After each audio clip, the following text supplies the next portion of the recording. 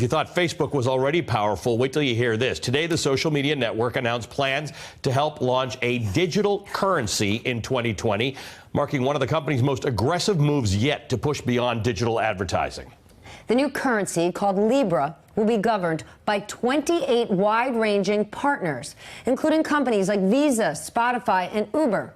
So now Facebook will not only have access to your social data, but your financial transactions too. Remember, thus far, it's only been the banking industry that has that data, and the banking industry is highly regulated. Right. Joining that us is now, a very big difference.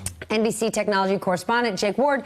Jake, 28 partners. You know, we say it all the time. Facebook, under the gun, they're in trouble. They're not in trouble if the likes of, Visa, Uber, and I can't remember else who we Spotify. mentioned. That's right. All these different companies getting involved. I mean, this is really, for me, the second I read this news, I thought, wow, they're becoming their own nation. That's what it feels like to me, right? They're creating a currency. Right.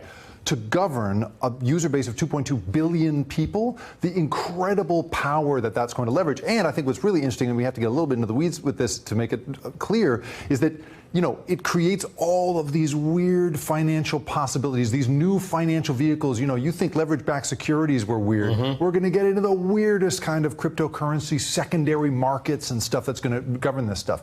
The fundamental thing, just to understand, why they're doing this, is that they say that 1.3 billion people in the world do not have access to a bank. But even if you do have access to a bank and you live outside of the United States, we Americans just don't realize it's really hard to get your money onto the web. It's hard to buy stuff and sell stuff virtually when you are not dealing in American dollars. Right. What they're trying to do is get all of those people who are not dealing in American dollars onto their platform so they can Perfect create example, Dell Computer will take Bitcoin because they sell computers in Nigeria and Russia where the credit cards won't work. You can't buy a Dell computer from the United States, so they'll take Bitcoin. That's right. This idea is anybody anywhere can buy anything. That's right. We used to have these sort of underground dark web markets in which you really could buy anything. Anything. That's right. And in this case, imagine that you have, so they've got this whole consortium, doing the payments and the technology and the transfer and the banking.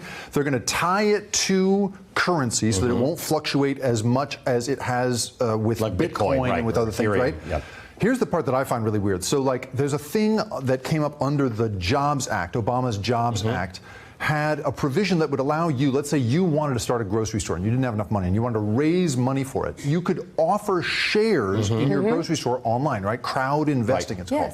So it's really flown under the radar because there hasn't been a big enough reach for it to scale, and it costs too much to market your offering cheaply. Well, Facebook is the perfect solution to that. I think out of this is going to come this crazy secondary world of investment opportunities using cryptocurrency. Except, Yeah.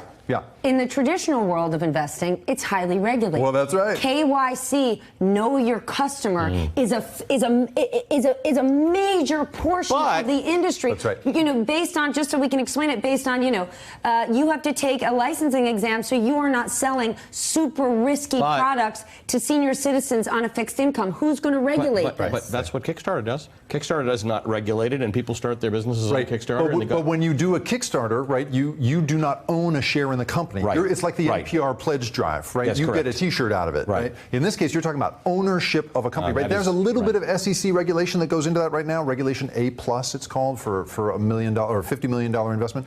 But this is going to, you're right. I mean, I'm going to owe you $2. It's unprecedented. This is going to be a regulated, a regulatory. She's up $4 in an unregulated deal that she's invented on TV. That's right. I'll send you some crypto.